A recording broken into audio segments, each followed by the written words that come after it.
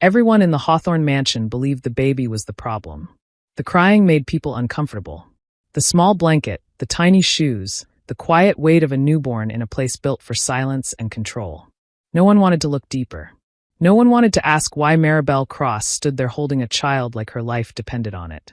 The room smelled like polished wood and expensive candles. Family members sat stiffly, pretending not to stare. Servants paused near doorways. Conversations stopped mid-sentence when Maribel stepped forward. Her arms tightened around the baby, as if she expected someone to try and take him right there. Callum stood near the fireplace, frozen. He didn't move toward her. He didn't defend her. He just watched like this was something happening to him instead of because of him. His mother was the first to speak. Her voice was sharp, annoyed, like Maribel had tracked mud onto a white carpet. She said the baby was a mistake, that things like this should have been handled quietly.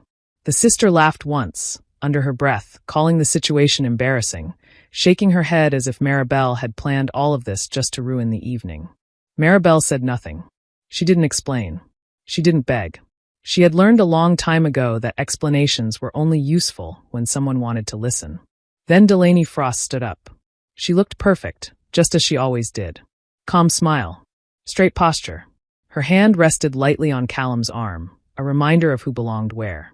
Her eyes moved from Maribel to the baby, then back again, cold and measuring. The room waited for her. If that baby stays, Delaney said evenly, she goes.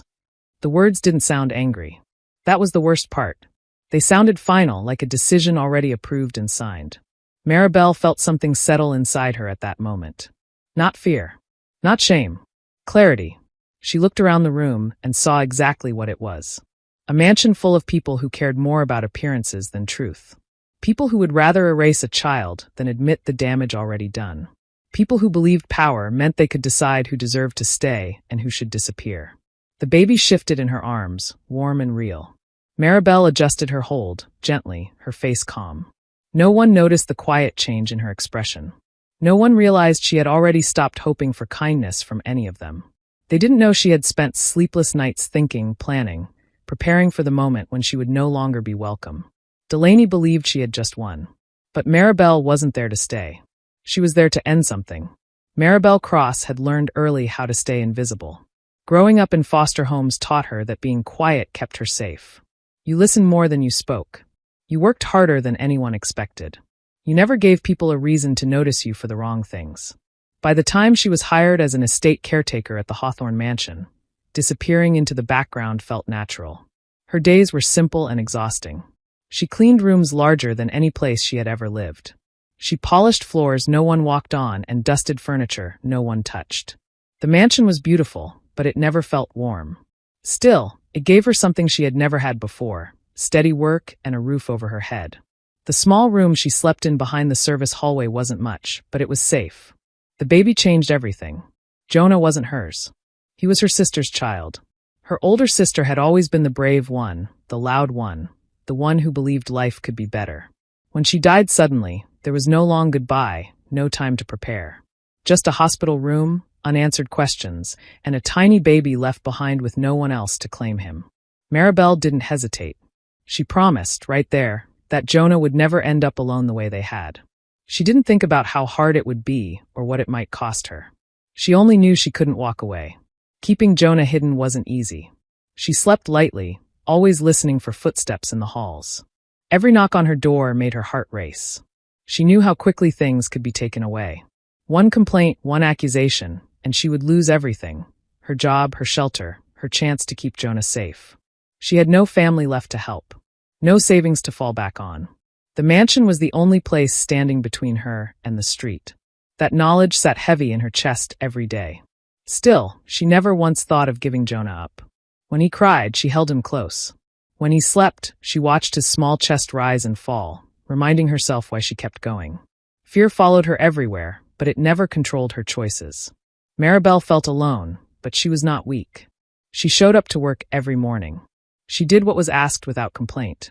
She carried her fear quietly, the same way she carried her past. The mansion gave her shelter, but Jonah gave her purpose. And no matter what the Hawthorns believed, that was something they could never take from her. Delaney Frost fit into the Hawthorne mansion as if it had been built for her.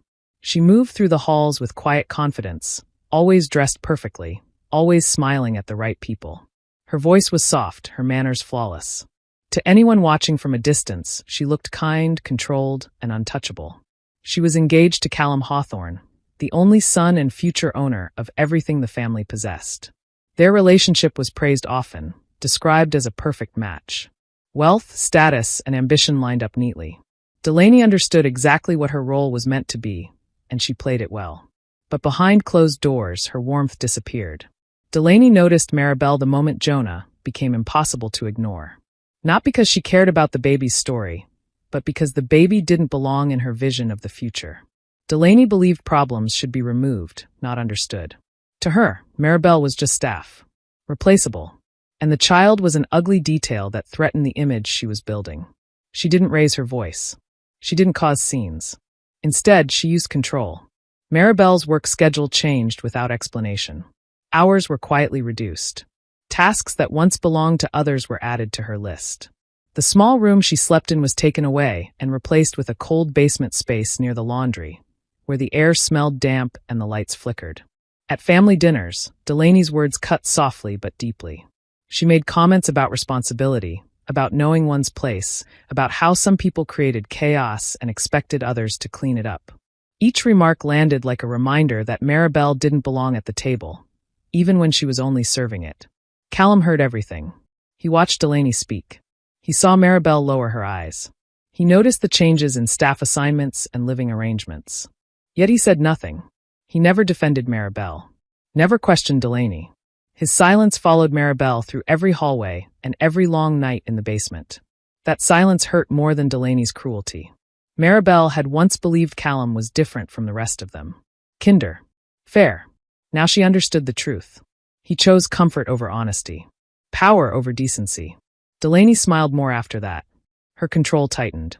She believed she was slowly erasing a problem. Maribel endured it all quietly, holding Jonah close when the world felt colder. She was learning who her enemies were. And she was learning something else too. Silence could be a weapon, but only if you knew when to break it. Maribel was cleaning the West Wing when it happened, the part of the mansion that stayed locked most days. No one went there unless something important was being hidden or protected. That morning, one of the doors stood slightly open, the lock broken or forgotten. She hesitated only a moment before stepping inside. The study was dark and smelled like old paper and dust. Shelves lined the walls, filled with boxes, files, and books that hadn't been touched in years.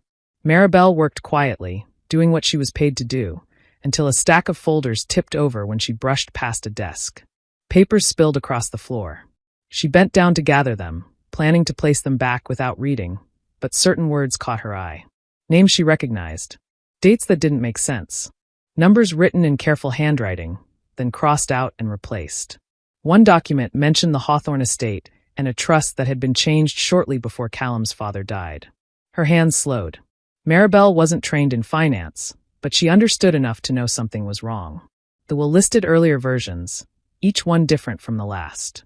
Properties moved. Accounts redirected. Signatures that looked similar but not identical. One page carried Delaney's name as a witness, dated before she was officially part of the family. The deeper she looked, the heavier the room felt. This mansion, with its perfect walls and shining floors, wasn't built on tradition or honor. It was built on quiet manipulation, on decisions made in back rooms and hidden behind polite smiles. Callum's future wasn't as clean as everyone pretended. Maribel thought of Jonah then, of how easily people judged him without knowing the truth, how appearances mattered more than reality inside those walls. The baby wasn't the problem. He was proof. Proof that truth didn't care about comfort or status.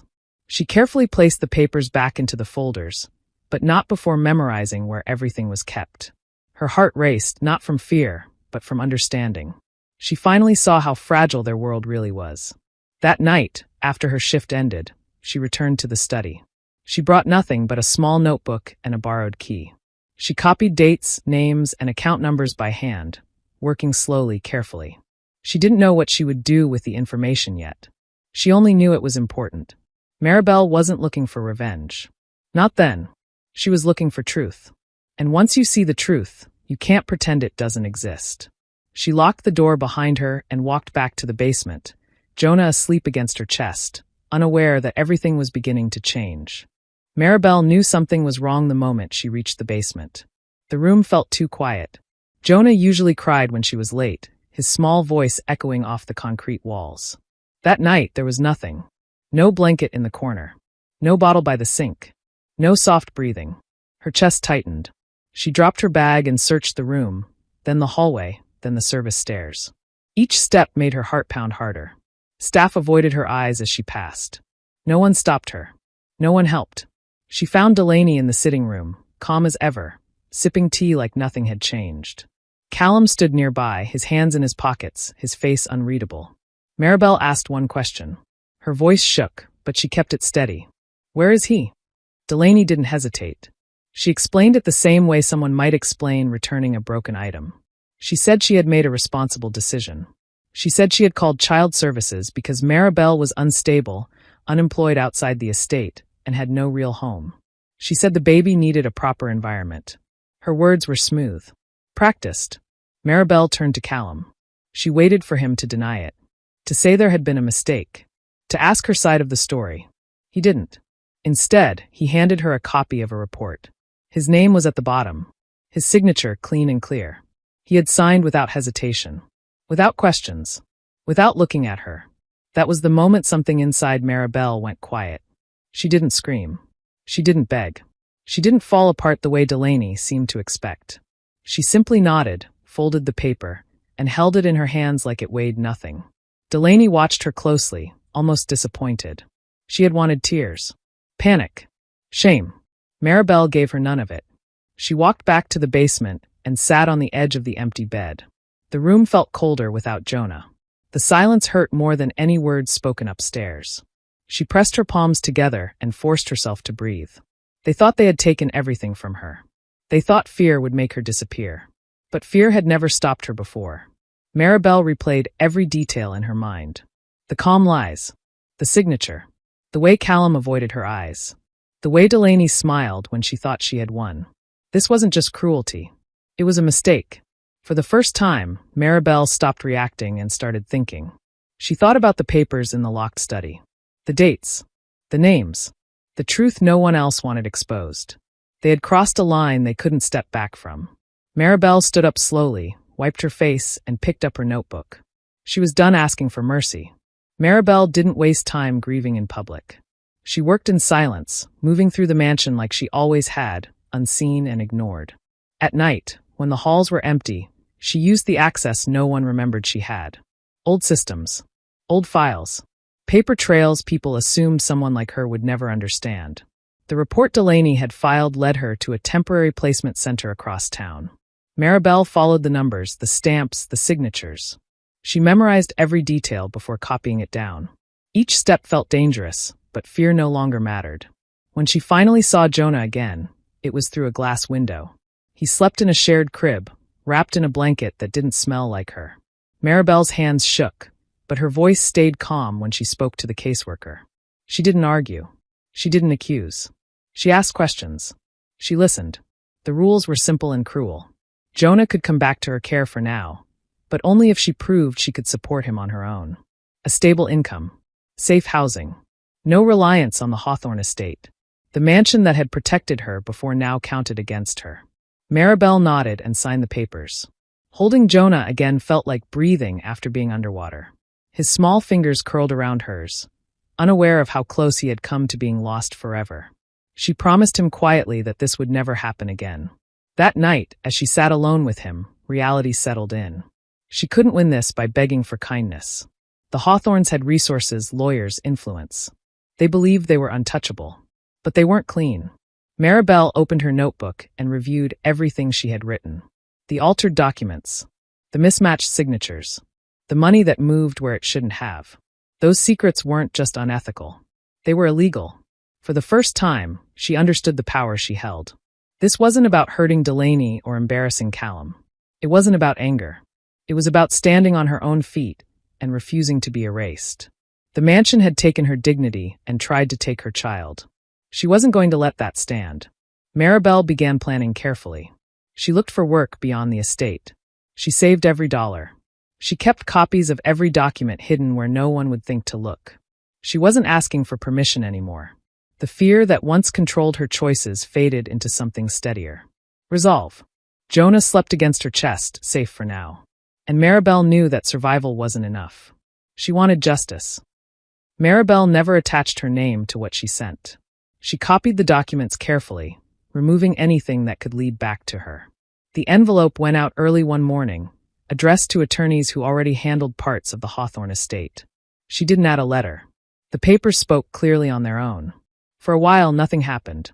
Then cars began arriving at the mansion that didn't belong to family or guests. Men and women in dark suits walked through the front doors carrying folders instead of gifts. Meetings were called without notice. Doors that were usually open stayed closed. The house changed. Whispers replaced laughter. Meals were eaten quickly. Staff were questioned over small mistakes. Everyone felt the shift, even if they didn't understand it. Delaney felt it most. She moved through the mansion with sharp eyes, watching everyone. Her calm voice cracked more often. She accused staff of stealing information, of snooping, of spreading lies. Rules tightened. Schedules changed daily. People were dismissed without explanation. Control was slipping, and it terrified her. Callum noticed the tension, but didn't know where it started. He sat through meetings where lawyers spoke carefully, choosing every word. Questions were raised about accounts, about past decisions, about documents that no one could explain properly. Each answer led to more questions. For the first time, Callum felt unsure. He began asking Delaney what was going on. She brushed him off, telling him not to worry, that people were trying to cause trouble. But her confidence felt forced. Her smiles didn't reach her eyes. Late one night, Callum stayed behind after a meeting ended. He asked to see the records himself.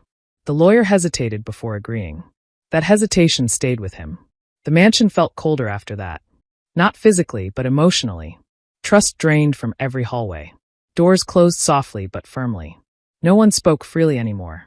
Maribel watched it all from a distance. She kept her head down, focused on her work and on Jonah. She didn't celebrate. She didn't rush. Everything was unfolding exactly as it needed to. The truth didn't need to shout. It only needed space to breathe. Delaney grew more desperate as days passed. She snapped at Callum. She demanded loyalty. She reminded him of everything they had planned together. But doubt had already settled in his mind. He started looking backward instead of forward. By the time Callum realized something was deeply wrong, the damage was done. The questions couldn't be ignored. The lawyers couldn't be silenced.